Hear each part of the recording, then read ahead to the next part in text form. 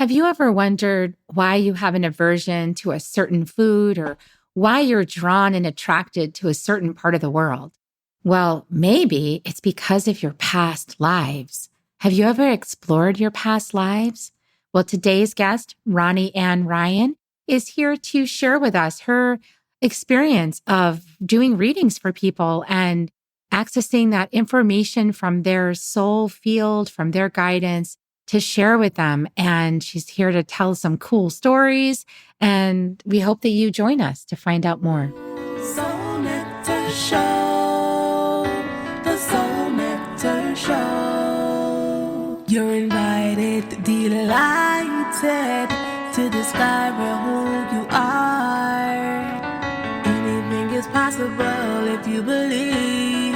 So join us on this beautiful journey. Soul Nectar Show. Soul Nectar Show. Well, hello and welcome everyone to another episode of Soul Nectar Show, that show where we talk about all things essence, where we gather around the campfire and we share our stories of connection to that which is greater than us, to the big mystery beyond the veil, to those synchronistic moments that lead us inexorably to a deeper understanding of ourselves and the world and each other. And I'm your host, Carrie Hummingbird. I love having these conversations week after week and opening us up to new perspectives, new ways of thinking about our life's challenges, new ways of dreaming something into being that we really desire, and getting to the root of some of the things that are happening in our lives. Maybe we don't even realize why, and we can find out. This is the time of the Great Awakening, and we are really reconciling a lot of what's come before, because on this podcast, we really roll with the knowing in our bodies that this isn't the only lifetime we've ever been here. And the way that I really roll with that is that I think about how many challenges I've had in this lifetime. And I think to myself, there's no way I could learn all this in one lifetime. So therefore, assuming the universe is really in knowing that and in tune with that, which I think it is, because I think it's infinitely intelligent, it knows there's no way I can learn all this in one lifetime. So I'm pretty sure we have a lot of lifetimes that we come on this planet. And we have different experiences with different names and different bodies and different thumbprints. And this is just the latest one. But in this one, what's unique about it is that we have this opportunity to become aware of so many of our past lives and to integrate anything that was unfinished. And that would help us move forward in this life to have a different experience. And so we're going to talk about integrating past lives in this episode. And I have Ronnie Ryan with us, who is an intuitive coach and a wise woman. And she gets to the heart of the matter quickly, which I know is important for all of us with our fast-paced lives. So it's important to be quick. She offers practical solutions for business and life issues so you can move forward confidently and trust yourself and feel more balanced. She does delve into the Akashic records to clear past life issues, and she offers soul intelligence method for bioenergetic clearing and balancing. And she also hosts the popular podcast, Breathe, Love, and Magic, and is a best-selling author with 6 books. And so the website will be in the show notes if you want to find out more, intuitiveedge.biz. So welcome, Ronnie. Welcome to the show. It's so good to have you here. And I can't wait for this conversation and see what comes up. So tell us a little bit about yourself. I know I just read your bio, but what else would you like people to know about you? You know, I like to think of myself as somebody who's looking for the magic. I just love signs, synchronicities, and when things seem to be falling into place or whatever, I'm like, woohoo, that gets me very excited. And I also love that aha moment when you're working with someone, or even for yourself or your friends, when you finally go, oh, I get it, I see it, I understand it, That's, for me, part of the magic for sure. I love that too. I like the light bulbs over the heads and that you almost see it flickering in the eyes, like, and it's like, I like people's brains blown wide open. Yeah, it's fun that way. It is fun. So blow our minds today. You're welcome to do it. What would you like to share with us about your own path? Like, what opened you up to even looking into all these modalities that you've learned and how to open up your intuition? What was the impetus behind that? All right. So I might have been a little ahead of the curve because I quit my corporate job back in 1990. That's early. Yeah. So I know that's a big thing to do now, but I definitely have been forging my own path for a very long time. So when I left, and I did not fit into that pattern, we'll call it. I just felt like, oh, I'm free. And I started taking a ton of classes. So there was a past life class that was 3 months long. And I thought, I'm so curious. I remember in high school reading at my cousin's house, one of my other cousins was reading A Search for Bridie Murphy, which is a really old book from the 50s about some woman who was being hypnotized and ended up back in an Irish life. And I was so fascinated all the way back in high school. So anyway, I thought, oh, a 3-month class on past lives. That sounds fabulous. And it was. One of the best things about it was that there were 6 of us and the teacher. And so every time we got together every week, we would look at somebody's past lives, but we would do it together. This is why I love group work, because it amplifies the energy in such a way, and it provides confirmation, because you will often see what other people see, and then it helps you really trust what's coming in intuitively. So one person would be picked, and we would work on whatever was going on for them. And, it started with me seeing, I had been studying intuition and stuff, but I hadn't really broken through completely, but I was seeing some symbols. But over time, I started hearing things and, different methods. Sometimes I just knew something. So all of the clairs started kicking in. But it was really that training. I ended up staying with the group for a year. That was an incredible opportunity and training where I just learned so much. And then I realized that when you can look backwards, you can look forwards, or you can look at the present, and it's all the same. So that was really how I got to be where I am today. Oh, that's beautiful. Yes. Integrating past lives. I remember I found out about past lives. I read a book called Past Lives, and I can't remember the name of the author, but a lot of people know who that is. It's not coming to me right now, but there's so many, I mean, it was amazing. He was a psychologist, and he just decided, like, he ran into this client that had all these issues and couldn't figure out Brian Weiss. Yeah, Brian Weiss. And he couldn't figure out what was wrong with her, right? Like, why it wasn't making any sense, because it was so illogical. And then he started realizing it has to do with these past lives. So there's so much that comes up. So I know that people have some experience of past lives on this podcast. So what are some of the keys that you can really realize that something you're going through is probably not from this lifetime? Like, what are some of the hallmarks? That's a good question.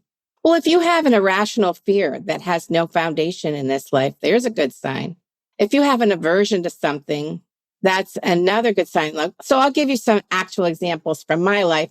I had a pomegranate for the first time at some point, and I loved the flavor. But afterwards, I got completely freaked out by all those little seeds. I have no idea what that's about. You'll never catch me eating a pomegranate, but I will drink the juice. It makes no sense. I lived some life in Persia where the pomegranates grew, and I did not have a good time there.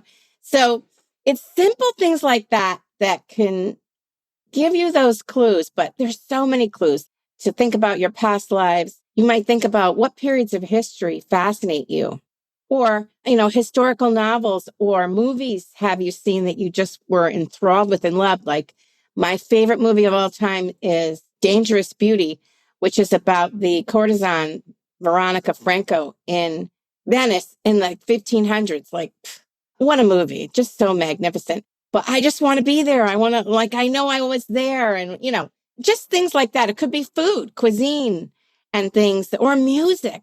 There's a record label called Nonesuch that plays really old English music, like Greensleeves, or like really old stuff. I'm like, I love that stuff. I spent a lot of time in the British Isles for sure. So there's so many clues, so many different things you can look at and go, oh, yeah. Or if you have skills that you have no idea where you got them from, that's another one. Yeah, that's speaking to me actually quite a bit. Sometimes, like, I became aware of a past life where I lived on the Trail of Tears. I was a Cherokee medicine person. And that opened up for me because I just had this spontaneous soul retrieval. I was asking for it. Like, I felt like something was missing. And I feel like soul retrieval and past lives are so integrated. We might as well talk about those two things together. But I felt like something was missing. And I kept going to the Cherokee Nation. I kept going to the Smoky Mountains, trying to figure, devastated, like something's missing, and the connection is here somehow. And I don't know how to get it. And the first year I went, nobody could help me. I was asking for a Cherokee, shaman or somebody, to help me. And nobody was like, oh, we don't know. tourist, get out of here. And, and then 2 years later, I went and there was just happened to be somebody who could help me that was just there for the day, So one of those things. Nice. Yeah. But like he kind of just flung that soul part into the back of my head. There's like a portal at the back of your head where it meets your spine, like where that's your ancestral portal. And so this energy just kind of came and just took over. That sort of spread. And I was dizzy and really disoriented. I had to sit down. My kids were with me. They were like, "Are you okay?" I'm like, "I don't think so. I don't know what's going on." And I couldn't even think. And all of a sudden I could see the trees breathing and this other stuff going on. And that catalyzed about 6 or 7 years of integrating this other lifetime, like started having memories of it, dreaming about it, feeling like I was there, like really feeling like I had just been there like last week, just like that. It was really intense. That's amazing. Yeah. And it turns out in my healing work, what I came to is that was my ancestor, but it was also me. So, these things overlap, right? Like sometimes we show up in the same family DNA, several generations later. So talk about that a little bit. Like that's interesting to me because I've experienced it. It's fascinating. And I did learn a lot from that aspect of me. So my healing work that I do today is directly relevant from everything I learned from that aspect of me from the other life, because he knew a lot of stuff about healing, right? Sure. So it's only recently come to my attention what you're talking about, that you could be your own ancestor. It's fascinating. I read about it in a book, I can't even remember the name, where the woman was very connected to Woodstock, New York. And she realized that she had been there through the Revolutionary War, and she had been there many, many times. Now, I had encountered that people will often go to the same place over and over because I've done so many past life readings, and I'm like, I don't understand, like, why do they stay, they're in this similar place? And I've talked to other past life readers, and what they say is what I thought. So we all came to an agreement that sometimes when you're trying to learn stuff, it's just easier to not have to learn a whole new culture, a whole new this, a whole new that. So you just keep going back to a similar place so you can kind of start your life and you go, "Oh yeah, I've been here before." You don't have to think about what's it like to be in Woodstock, New York, or wherever you were. And then you can just focus on the stuff you want to focus on rather than hop, skip, and jumping all over the place all the time. So I think there's sometimes repetitive visits to similar places so that you can not have to deal with that and just focus on whatever the challenges are that you chose. But it just recently came to my attention that you could be your own ancestor. And so when you're talking about everybody's so hot on this ancestral clearing right now, you could still very well be clearing for yourself. Yeah, it could just be your stuff. I've actually, because I had such an interesting experience with that soul retrieval, that it was kind of like a walk-in a way, but not a full walk-in. It was just like a distinct consciousness from the other life with Carrie in here at the same time. And then we would have conversations, like it'd be able to converse between these two aspects, not like in depth, but like enough to get the information and enough for that I could sense like, okay, that is that part. Okay, this is me in this lifetime. That is the other. So like discerning that is also really interesting, and keeping it all straight so that you're functional is also a really interesting challenge, but functional is important. Yeah. And that there's like one human being presented to everybody on the outside, but like, I know that this is going on. I mean, because why would I be so devastated? I didn't experience that. That's not, Carrie didn't experience any of that. Right. But it was like deeply personal, like really very wounding, very, as you can imagine, super traumatic. But I don't react that same way to, let's say, World War II and all the terrible things that happened there. Like, I don't have that same heartbreak. I do think it's heartbreaking, but in my body, I don't have that same heartbreak, but I do about the Trail of Tears. You bring that up, like I'm feeling it, So I think it's interesting that, I picked a lineage where I was already in the DNA. And then of course, we merged with Celtic people. My ancestor told me in my head in many contemplations, like the Cherokee marry their enemies, because if that's the only way to heal anything is to make them your family. Wow. So we marry our enemies and we become friends. And progressive, very progressive. That's how you make peace. So I know that that's what happened. But it's kind of interesting, the journey, isn't it? Like the journey I'm describing for people that they may not be familiar with. If you're just coming to this kind of idea about past lives, it might seem really crazy or local, like, oh my God. But that's kind of like this, the only way to substantiate it isn't through some external source or like some teaching or whatever. Like it's your own exploration. That's what makes it kind of interesting and personal, right? Absolutely. And I've seen a lot of my past lives and I have gotten around the world. I have to say, like, I know that I was in China, I was in Japan. There's like no question to me. I spent a lot of time in the British Isles. I was a slave at the time of Moses in Egypt, so I've been around for a while too. So I've kind of been a little everywhere. And the very first thing I got about a past life was a Native American past life where I was murdered. So that was fun as my first vision. That was unbelievable. But I knew who they were in this life. How is that I, possible? I recognized them, even though they didn't look anything like they do in this life. There was no question in my mind who they were. I knew who they were, even though they looked different. And so I had this situation. This is so silly, but when I was in 8th grade, my best friend and I were crazy about the same boy. Yeah. And so he went with her after saying he wouldn't choose. Okay. And so I was devastated by that in 8th grade. Let me tell you, that left a big mark on me. But when I saw the past life, she and I were male and he was the woman in that case. So I don't know how to say this without confusing anybody about the pronouns, but she ended up killing me to get him. And I thought, well, in this lifetime, we didn't kill each other. So we're making progress. Yeah. Yeah. We went through the scenario, but we didn't kill each other. Yay. And we resolved it a different way. Yeah. Yeah. I embarrassed the hell out of her in art class, but she lived through that and there were no knives.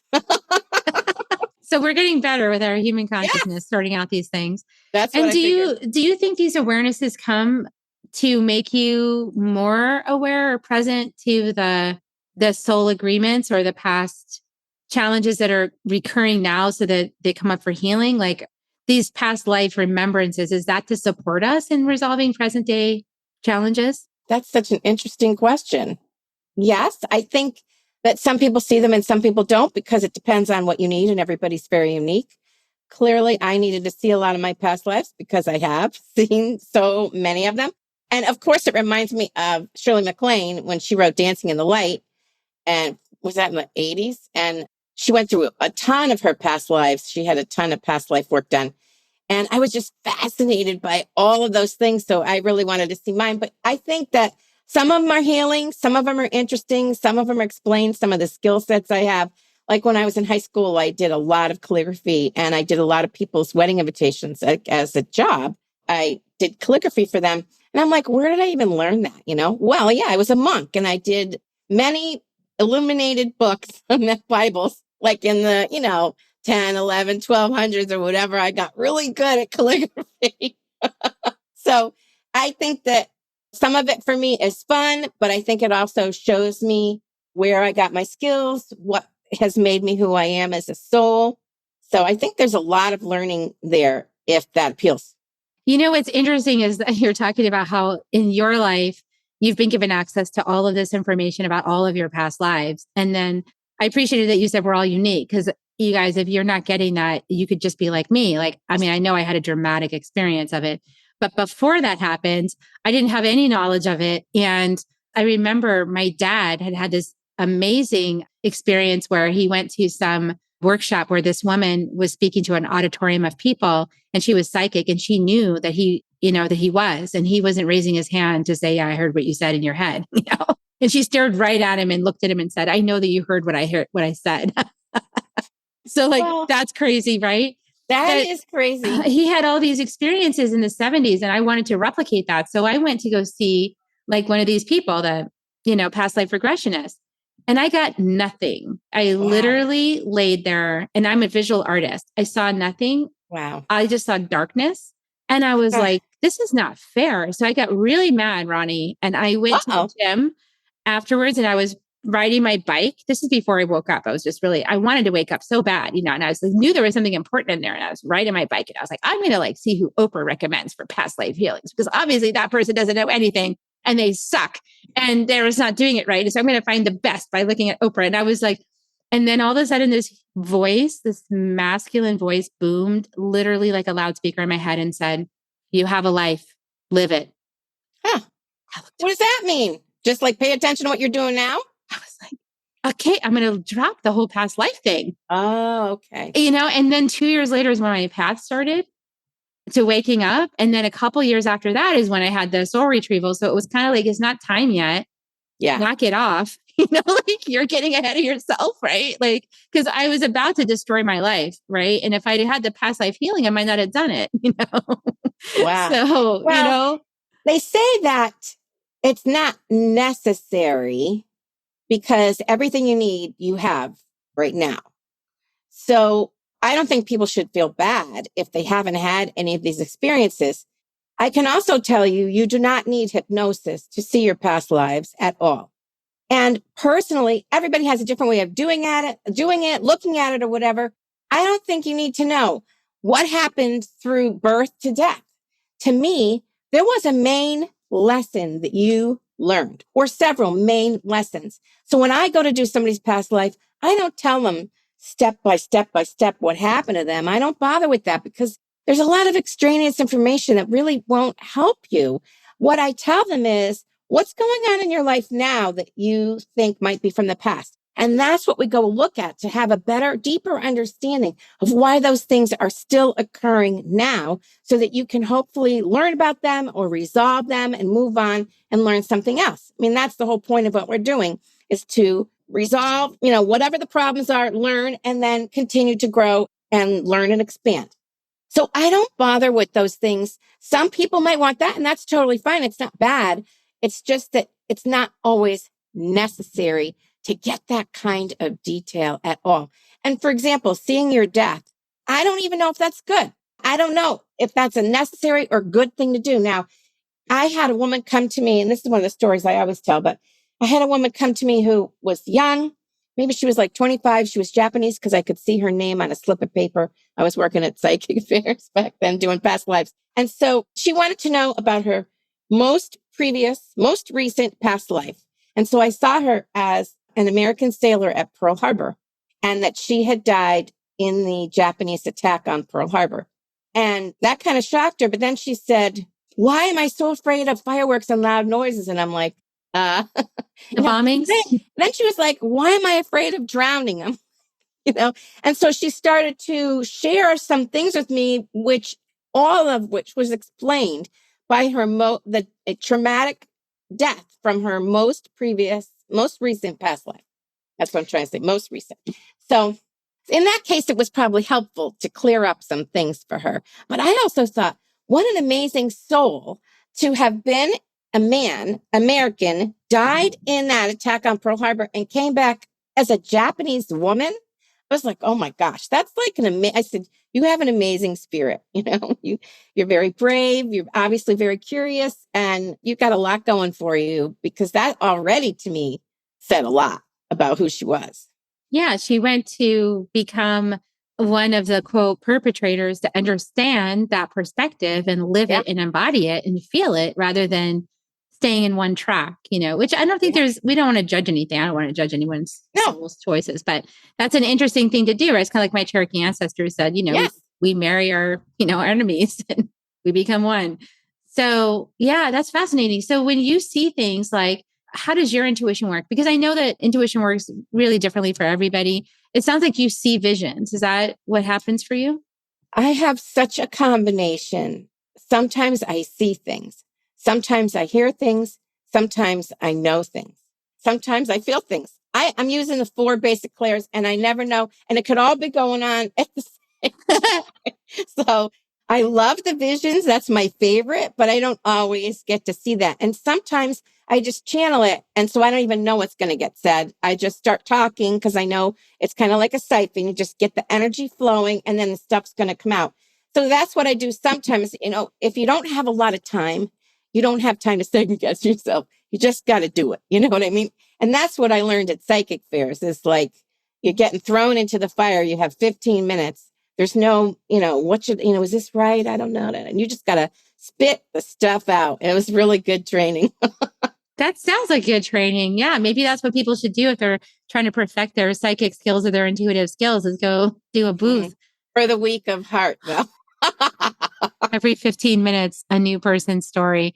Yeah, it is hard to, when we've been conditioned to not trust our intuition and we've been conditioned by our training and our schooling and all that to like ignore that and then just focus on the logical brain and what we've been taught and all this kind of stuff.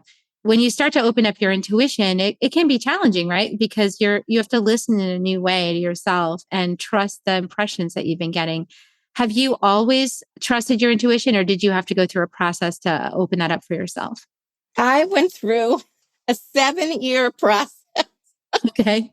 It took me a really long time. I worked very, very hard. And it's so funny because by the time I was ready to start teaching, which I started teaching in the 90s, people were starting to get it really fast. But I think I had made some agreement that I was going to make it hard for myself. And I don't know what I had done, but like I cannot use tarot cards.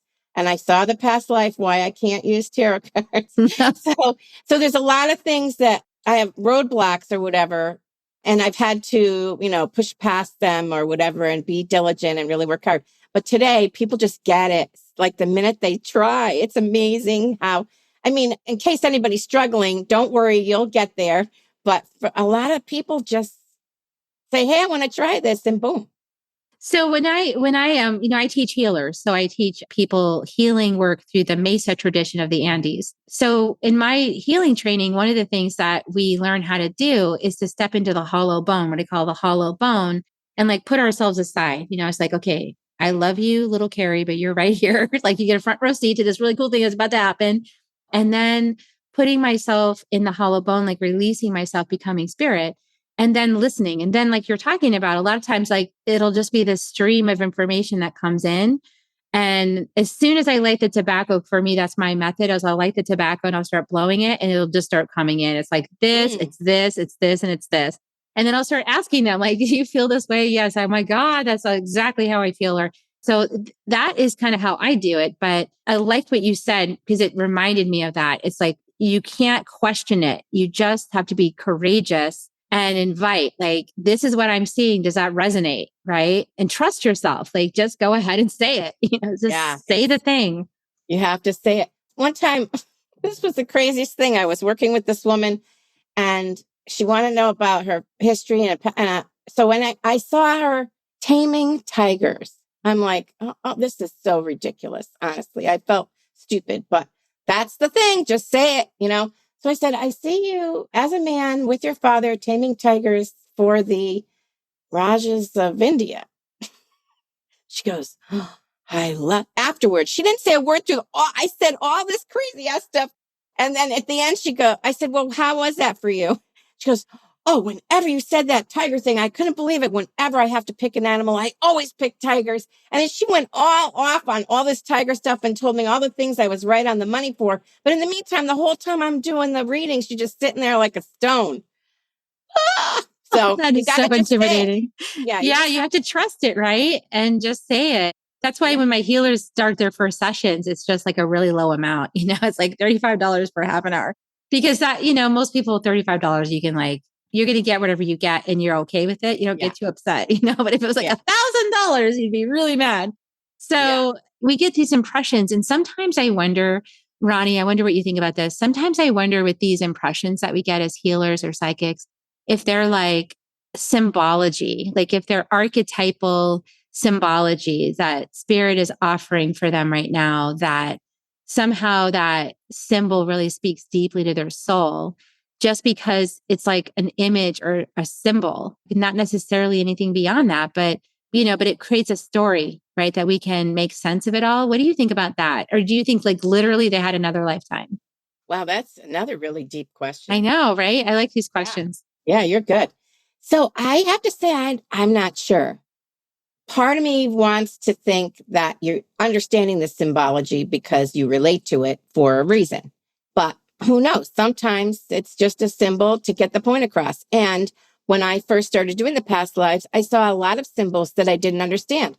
So I'd say, well, I see an arrow and it's going through a block of wood. And then we'd have to unravel. What does that mean? And we would get somewhere. We would figure it out.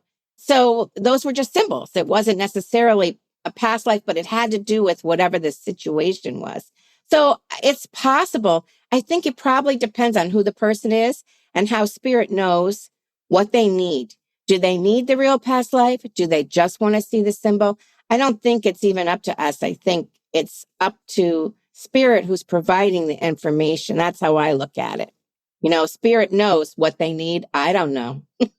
And then there's kind of this interesting also question I have related to this, which is that sometimes I feel like spirit is pulling, let's just say, anything I've ever read or learned or experienced in this lifetime is like in my library, like it's in my data bank. And then spirit can like pull on that out to explain something to somebody because it's in my library, but it might not be their archetypal energy. Like it might not be in their library, right? So like spirit's got to figure out like what is in both libraries that's going to resonate with both people. So I think that's really interesting. Yeah. And then sometimes though, like you were saying, like you've never seen that symbol before. And so you're just describing it. So that to me feels like you're picking up on something in their field, not necessarily spirit accessing your library, but accessing their library. And then you're just seeing it. So what do you think about that too? I definitely see other people's libraries, or I connect with. To me, that's what the Akashic Records are about. And I never knew I was working in the Akashic Records. And I didn't study it because I started doing it before Linda Howe wrote her book and all that other stuff. And there were no certification programs, right? But what I learned, I took a couple during COVID because I thought, well, let me just see what's this about. And then I realized, this is what I've been doing the whole time. So I have a different approach to the Akashic Records. But to me, that's exactly what it is, what you're talking about. I go in and I ask to be shown their records. And so I don't have to have it in my lexicon or in my knowledge base. I just go to see what they need. So that's how I do the work. And have you ever had it happen where like somebody's past life experience that they're like there for you for? Like you also have a related or similar past life in the same time frame? I had that happen once on a table and that kind of freaked me out too. Is that I was like, wait a second, like this person, like I actually knew this person in another lifetime and they're here with me for now for a healing. But like I was seeing the pyramids, I was seeing like Egypt, with the pyramids, and I was seeing like, they weren't exactly flying carpets, but they were like little scooter type things, but they did fly. And then people would step on them and then they would fly around to get from place to place. Wow. And I was like, so that's how they did it. And then I was seeing how they were like chanting and oming. And there was something about the sound that was causing the stones to go into place. Like they would lift with the sound was doing it. Not like they weren't like, as we think about it, they were like slogging and like carrying it on their backs or something, which we've proven is impossible. But like, no, it was like the sound that was lifting the stone exactly. It was directing it to where it needed to go. And that all the thousands of people chanting is what actually made that happen. So anyway, I was seeing all this crazy stuff. And then I was aware like, oh my gosh, like this person was in, so I stopped looking at that stuff because I was like, if I look at that, I'm going to get so distracted during the healing. I'm going to spend my whole time just checking out somebody's past life. And then if I'm connected with it, I'm going to be like absorbed in that instead of just like focus on let's just clear the energy out. Wow, what's your feeling about all that thing I just said? Well, two things. The first one is I've seen a lot of past lives with my friends because we've gone to look for them. Like we both were slaves in the same, down south before the Civil War, we were both slaves in the same home. And we were totally cracking up because we just knew who the other person was. It was just so easy to see. It was just, and we have leftover qualities from that lifetime, which was so recent. But what I will tell you is this. 2 years ago, I wanted to do 30 readings in 30 days. And so I put a special out to my list and I did a ton of readings for people. I just wanted to see what it'd be like. And the weirdest thing happened, which was there were a lot of Roman soldiers. And I'm like, I must be making this up. Am I making this up? What? I started to doubt myself. But then, Spirit said, let's think about how many Roman soldiers there were. Because it was hundreds of years and thousands of soldiers every year. So why wouldn't there be a bunch of Roman soldiers who would feel drawn to come to me to hear about their past lives?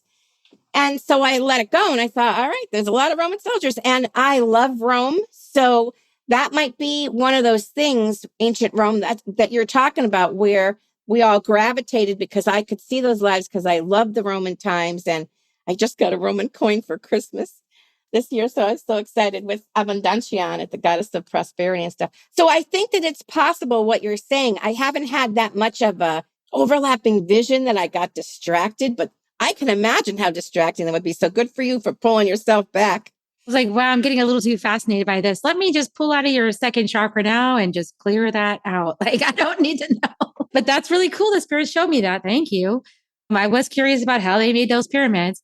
But like, this is the fascination part. Like, we have to kind of be in the hollow bone, right? And not get so sucked in to other people's stuff. So like, along those lines, we are at a time of reconciling, right? Anything that's unfinished, anything that's sort of like just loose ends, so we reclaim ourselves totally, and we can move forward into that sovereign piece of existence in new earth. And that is an interesting job, right? It's an interesting job. And it makes me think about history in a different way.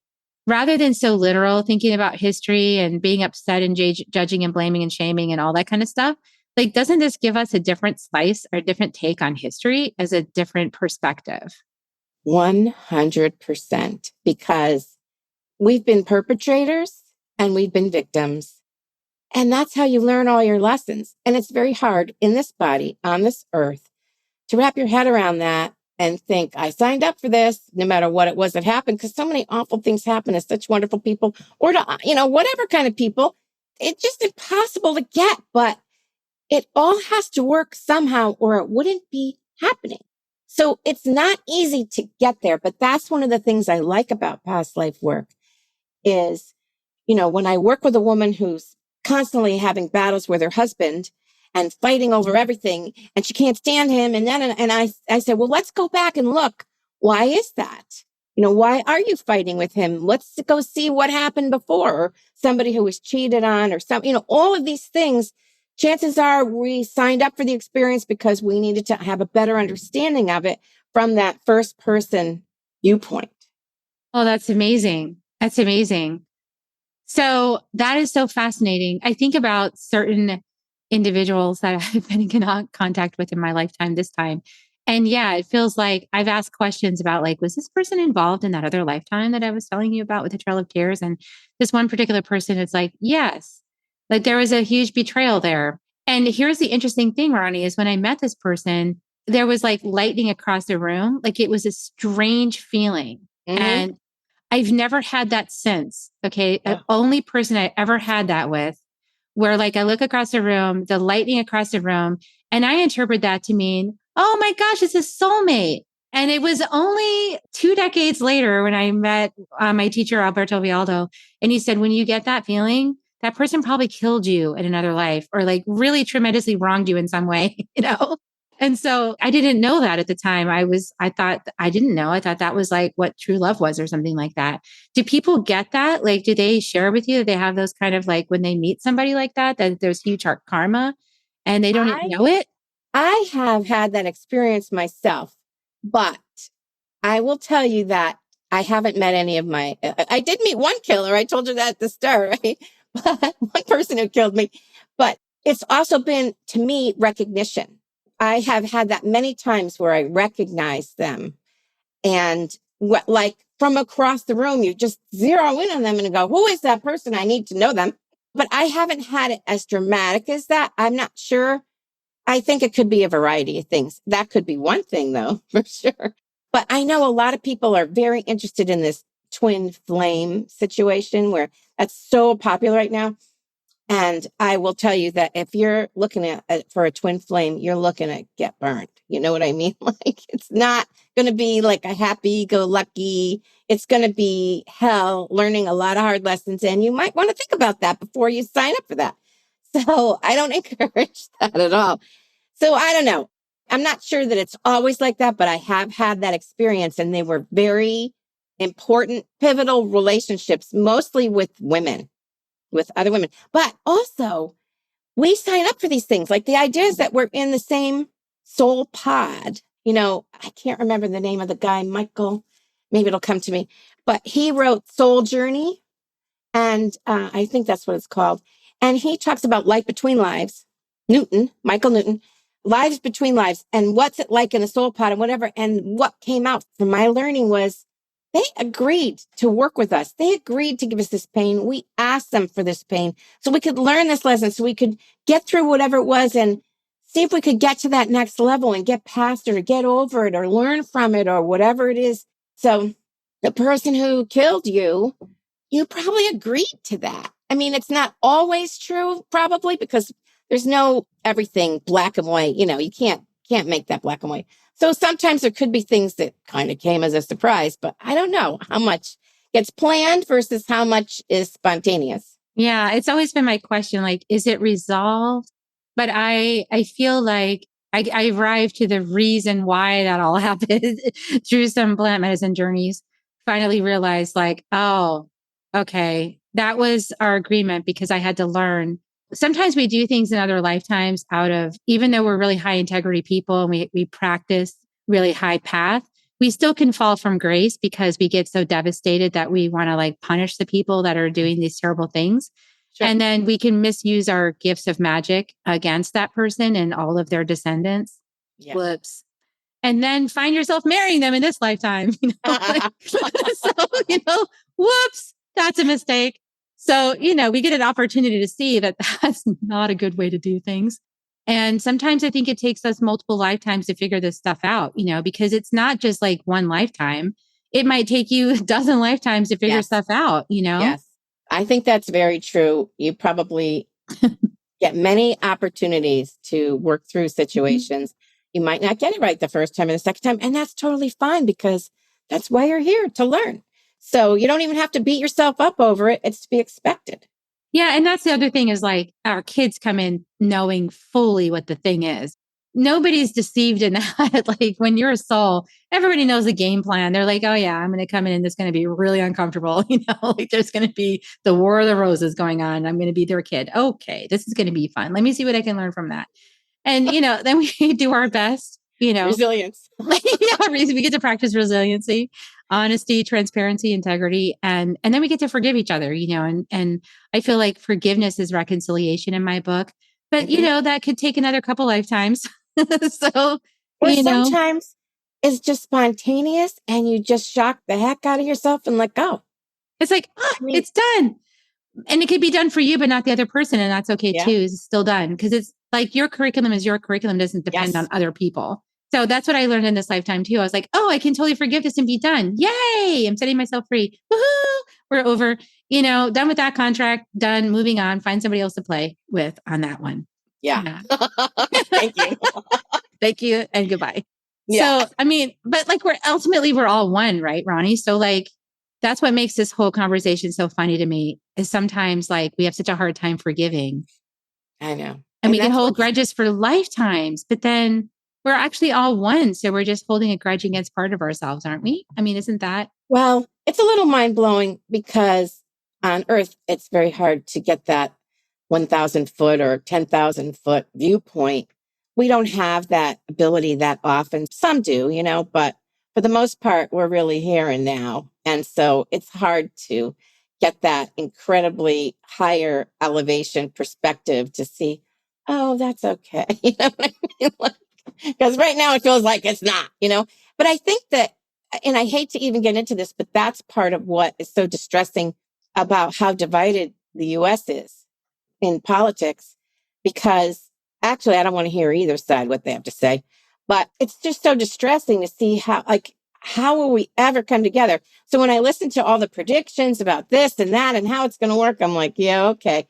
But then I have to come back to remember that this is here and going on for a reason. I don't know what it is, but I guess we're going through something and hopefully it'll work out for the best. And you have to get to that place, which is why I do not listen to the news. Yeah, we have to shield ourselves from programming. And I cannot. This is programming too, but I consider it to be positive programming. So it's really like we get to choose what we want to fill our brains with, right? Like we get to choose what we're going to eat for dinner and we get to choose what we're going to give ourselves as brain food. So choose wisely, Yeah. Right. Finding out about your past lives might be a good idea. And getting that higher perspective might help you through the nation's current experience. probably very similar to Rome, and all the other empires that ever fell. It's that same thing. It's like divided, we fall, together we stand. That is the message it has always been. And I think that's probably our biggest soul lesson, right? Is like coming together. We're remembering that we're all one. Like this one spirit divided into millions of little pieces, billions of little pieces. I don't know how many pieces, tons. And we get to experience ourselves. Yeah. One of the things that's to me really fascinating that I've just opened my mind up to, and people will probably laugh, but it's new for me, is the idea that, okay, and this is just Earth. So where else have you been? Yeah. Did you ever get those kind of past lives, like on other planet kind of things, or just Earth? I have. There was one woman who I'm like, oh, you're not from here. You're from Sirius. I don't even know where that came from, but that's why I say I don't have to know. It came from their spirit talking to me. Like one of the things that was the hardest for me to understand about who am I talking to? People say, well, who are you talking to? And I finally realized I talk to everybody else's spirit guides, so it's never the same. Couldn't understand. Why is it always so different or whatever? It's not consistent. Yeah, because I was talking to other people. So anyway, I found out she was from Sirius. So you just don't know how vast it is now. Galactic astrology has become really big. I don't understand our solar system's astrology, but now people are doing galactic. So it's amazing. There's so much more that we can't even touch. We can't even fathom. And so when you just look at the political scene, you have to think there's a bigger picture here. There's a bigger picture. There's a bigger picture here. Absolutely. Lots of lessons about forgiveness and understanding. So, well, beautiful. Is there something that people can do to get started with your work quickly? Like if they want to try, read about one of your books, or if you have like a free offer or anything like that. I know you have your podcast, so I can definitely point to your podcast. Breathe, Love, and Magic is the podcast. I'll put the link in the show notes. But what else do you want to offer people as a way to get started with you? So I wrote a short book called 7pastlives.com. I mean, that's not the name of the book, but you can find it. 7, the number, pastlives.com. And it's 7 ways your past lives affect your love life now.